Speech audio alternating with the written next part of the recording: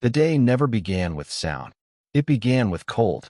Before light reached the fields, before birds tested their voices against the sky, the cold pressed quietly against the walls of the house, seeping into the stones as it had done every winter for as long as anyone could remember.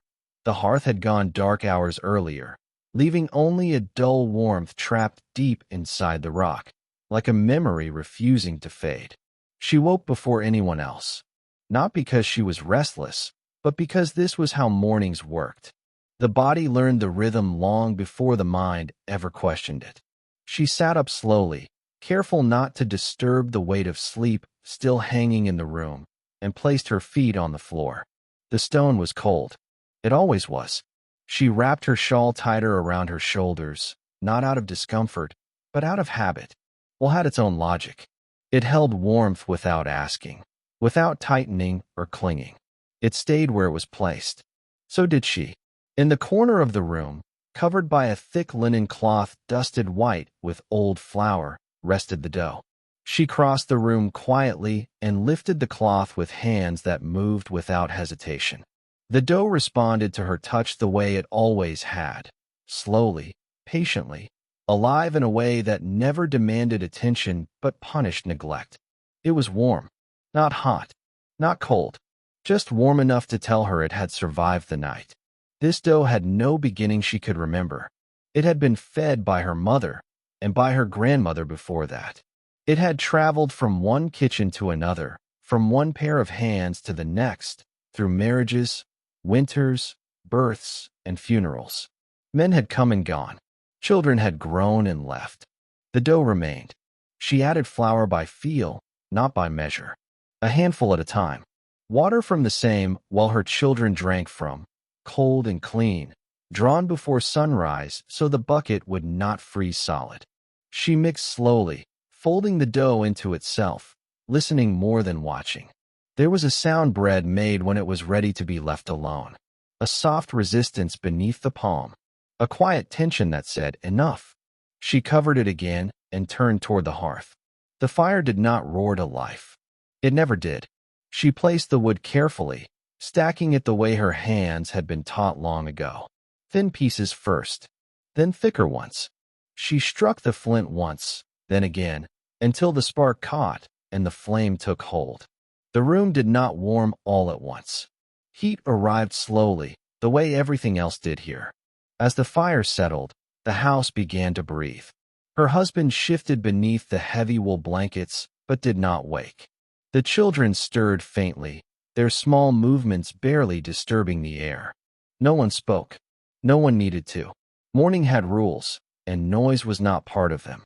She sat on the low stool near the hearth and waited. Waiting was not wasted time. It was part of the work. Outside, the wind dragged itself across the fields, pressing snow into the earth like a warning. The trees stood bare and patient, their branches stiff with frost. Winter was not something to defeat here. It was something to live beside. When the oven stones were ready, she shaped the loaf. It was the same shape it had always been. No markings, no decoration. She placed it into the oven and closed the opening with practiced care. There was no clock to mark the passing of time. She judged the bake by smell, by heat, by the quiet certainty that came from doing the same thing, the same way, every day. The smell of bread began to fill the room slowly, mixing with smoke and wool and cold stone. It reached the children before her voice ever would. They woke one by one, rubbing their eyes, drawn toward the hearth without instruction. Her husband sat up at last, stretching stiff limbs, his breath clouding faintly in the air. No one asked what they would eat. The answer was already there. When the loaf finally emerged, dark and solid, she set it on the table without ceremony. Steam rose briefly, then faded. She cut it carefully, not too thick, not too thin, and passed the pieces around. They ate in silence. The bread was heavy, sour, filling. It asked nothing of the body except work. It settled slowly, steadily, warming them from the inside in a way that lasted. Outside, winter still ruled. Inside, the day had begun. The bread never made them feel heavy. That was something she noticed long before she had words for it. After they ate, the children did not complain of aching bellies or dull heads. They rose from the table quietly, pulling on woolen layers, ready for the work the day would demand. Her husband tied his boots without hesitation, his movements steady, unhurried. There was no need to sit and wait for strength to return. It was already there. The bread settled into them slowly, the way warmth settled into stone. She watched them leave the house one by one, their breath clouding the air, their footsteps crunching against frozen ground. Outside, the world was sharp and unforgiving. Inside their bodies, something held. She remained behind to clean. There was no water to waste. She scraped the table clean with the edge of her hand, brushing crumbs into a small cloth she kept folded near the hearth. Nothing edible was discarded. Crumbs would be added to soup later, or dried and fed back into tomorrow's dough if needed. Food was not something to be thrown away. It was something to be returned. As she worked, she felt the familiar ache in her hands. Not pain, just the steady reminder of use. Her fingers were thickened from years of kneading, her palms rough, the skin cracked in places no salve ever fully softened. Yet they moved with ease. They had learned their purpose early and never forgotten it. Outside, the morning unfolded. The sun climbed slowly, weak and pale, offering light without warmth. The cold remained. It always did. Winter here did not retreat because it was seen. It retreated only when it was finished. She stepped outside to fetch water, the bucket biting into her palm as she lowered it into the well. The rope creaked softly, the sound carrying across the quiet field. When she pulled the bucket back up, the water inside was clear and sharp, cold enough to sting the skin. She drank a little herself. It tasted of stone and earth. It woke her fully. By mid-morning, she returned to the dough. She lifted the cloth again, checking its surface, pressing lightly to feel its resistance. The dough had changed, just slightly. It always did. Temperature, time, and patience shaped it more than force ever could. She folded it once, then again, feeding it enough to last until morning. This act was never rushed. In other homes, she had heard, bread was made only when needed. Large batches, baked quickly, consumed quickly. Here, the dough lived with them. It aged with them. It learned their air, their water, their hands. It belonged. When her mother had first placed the dough into her hands years ago, she had said very little. Instructions were few. Warnings even fewer. Don't neglect it, she had said. And don't try to hurry it. That was all. At the time, the words had seemed simple. Later, they revealed themselves slowly, like everything else worth knowing. The children returned briefly at midday, their cheeks red from cold, their hands smelling of earth and wood. She cut the remaining bread, spreading it thinly with a bit of fat saved from last autumn. They ate standing, leaning against the table, eager to return outside before the light faded. Again, no complaints, no heaviness. She watched their faces closely. There were no rashes, no lingering coughs, no strange pains they could not explain. Illness came here, as it came everywhere, but it passed through quickly. Fever burned and faded. Cuts healed. Bellies settled. She did not question this. It was simply how life worked. In the afternoon, she mended clothing near the window, the light just strong enough to see by. Wool thread slipped easily through thick fabric. She stitched where had weakened the cloth, reinforcing elbows and cuffs, places that bore the weight of daily movement. Her hands never stopped moving. When evening returned, she began again. The fire was rebuilt. The oven reheated. The dough shaped once more. Another loaf slid into the heat, no different from the one before it. Somewhere beyond the fields, other families were doing the same. Other women lifting cloths, feeding dough, trusting routines older than memory. The bread emerged dark and whole. They ate together as the light faded, the room glowing softly with firelight. The wind pressed harder against the walls now, testing the seams, but the house held. After the meal, the children leaned close to the hearth, their bodies relaxed, their voices low. Her husband sharpened a tool, the steady scrape of stone against metal marking time better than any bell. She watched them all, feeling the quiet certainty settle over her once again. They would sleep well. Their bodies knew how. Outside, winter waited. Inside, the bread had done its work. The first time she noticed the difference. She did not give it a name. It was not a thought. It was a feeling. A quiet certainty that settled into her body the same way warmth settled into stone, slowly, deeply, without asking permission. She noticed it when travelers passed through. They came rarely in winter, their faces tight with cold, their eyes restless. They spoke loudly when they entered the house, as if sound itself might protect them from the silence outside. Their boots were lighter than hers, their coats thinner, their movements quick, unsettled. She offered them bread. Always the same bread. They ate it quickly at first, then more slowly, then in silence. One man rubbed his stomach and frowned, not in pain, but in surprise. Another asked what she had put into it. She shook her head and said nothing. There was nothing to explain. After they left, she noticed the way they walked differently than when they arrived. Straighter, quieter, as if something inside them had finally stopped arguing. She never said this aloud. Some things did not need witnesses. Illness came to the village the way it always had, quietly, carried on breath and touch and cold air. A cough that moved from house to house. A fever that burned through the night and left bodies weak by morning. Children shivered. Old men lay still longer than usual. She waited, not with fear, but with attention. When the sickness reached her door, it did not stay long.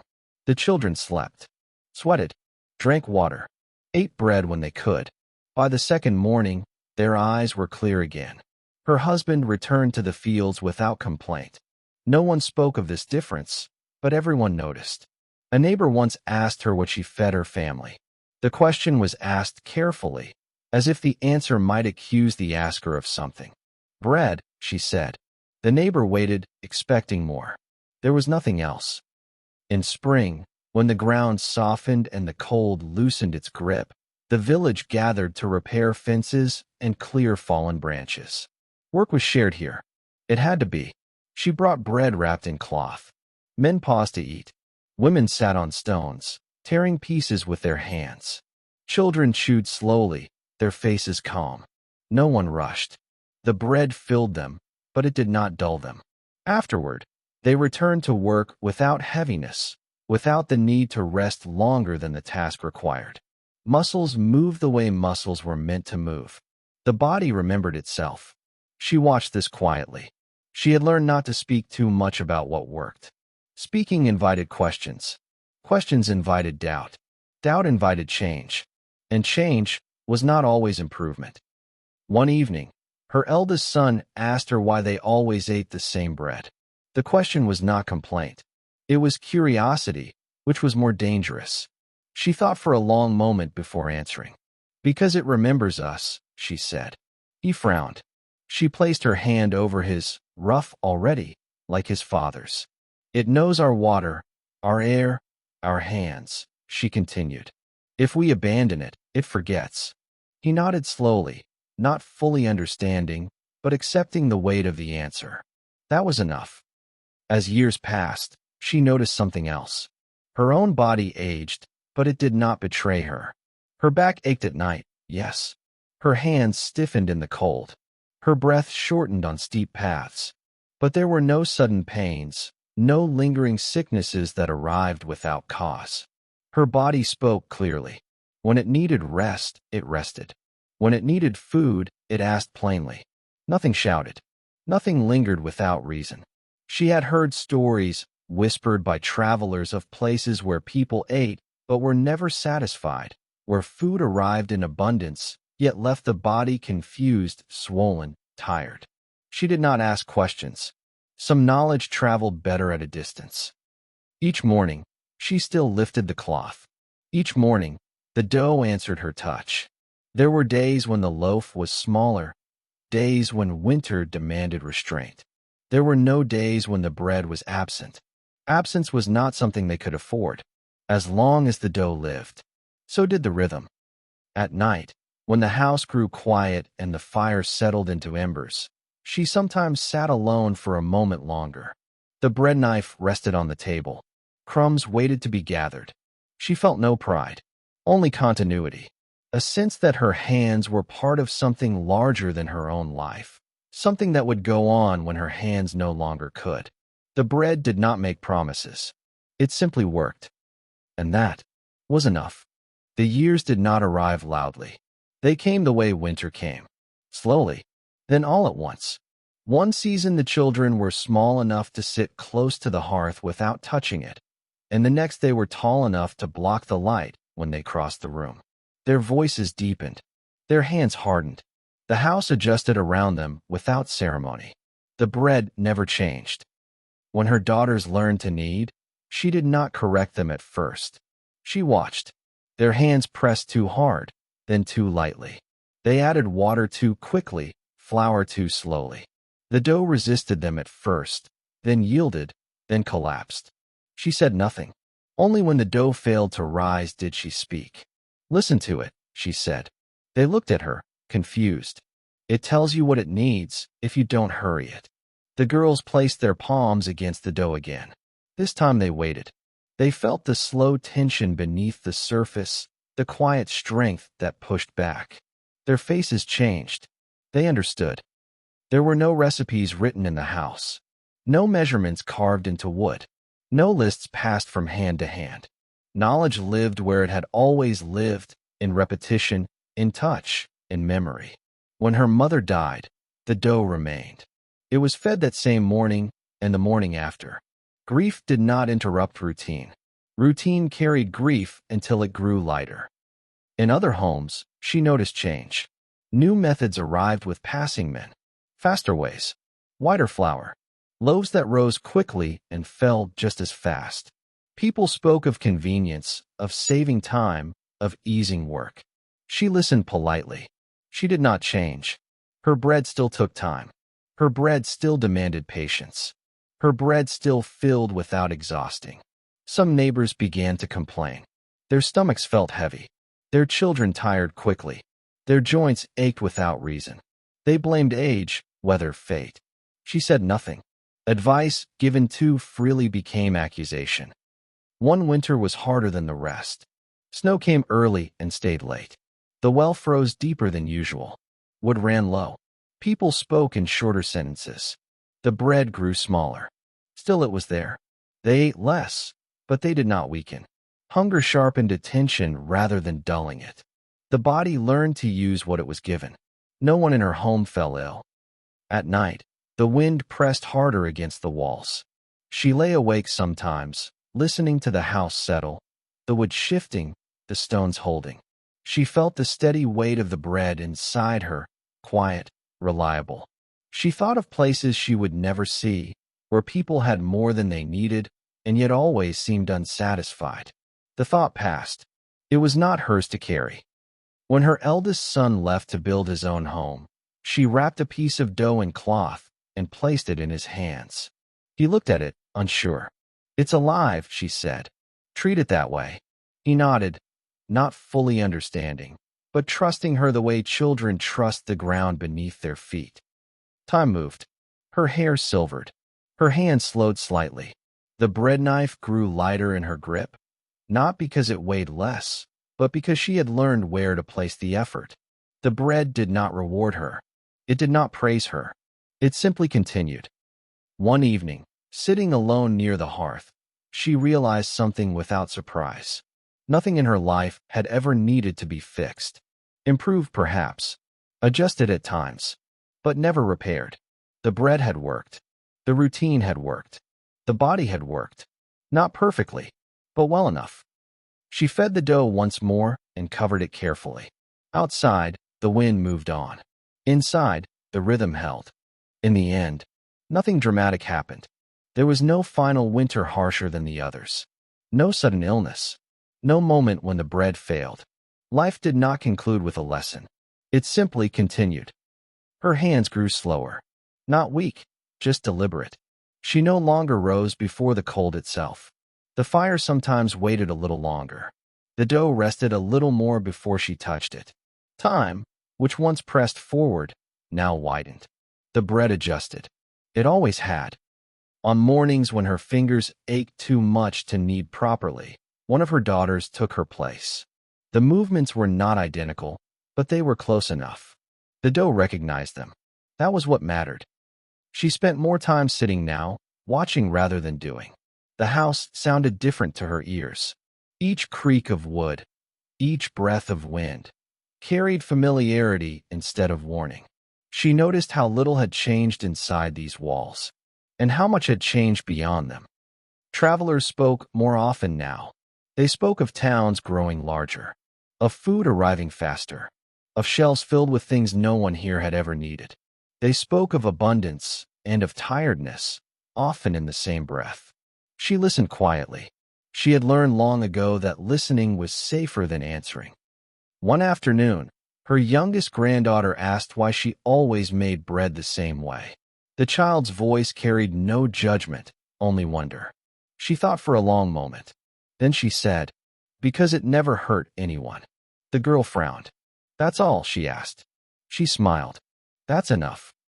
As winter returned once more, she found herself sitting closer to the hearth, wrapped in wool that smelled faintly of smoke and thyme.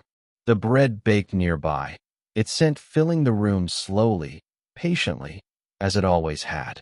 She felt tired, but not empty. Her body had carried her far. It had asked for work and been given it. It had asked for food and been trusted with it. There was no confusion between hunger and excess. On her final morning, she woke late. The house was already warm. Someone else had lit the fire. She smelled bread. She did not rise. She did not need to. The sound of quiet movement told her everything she needed to know. Hands were working. Water was being poured. Dough was being fed. The rhythm continued. Without her. Later, they would remember her not for what she taught, but for what she repeated. For the bread that never changed. For the days that never rushed. For the body that never rebelled. Outside, the world would go on changing. Faster food. Faster living. Faster forgetting. Inside this house, something old remained. Not written. Not explained. Not improved. Simply passed on. And somewhere, long after her hands were gone, someone would tear a piece of dark bread, feel its weight, and understand, without words, that once, this was enough. And maybe, it still is. If this story stayed with you, if it felt familiar in a way you couldn't quite explain, then you already understand what this channel is about. This is Forgotten Ways. Here, we tell quiet human stories from a time when life was harder, but often made more sense. Stories about ordinary people, simple routines, and forgotten ways that once carried families through cold, hunger, and long winters. If you'd like to hear more stories like this, stories meant to be listened to slowly, not rushed, not explained, you're welcome to subscribe to Forgotten Ways. New stories are shared here regularly. And if this one reminded you of something you'd almost forgotten, you're not alone. Thank you for listening and for carrying these stories forward. We'll meet again by the fire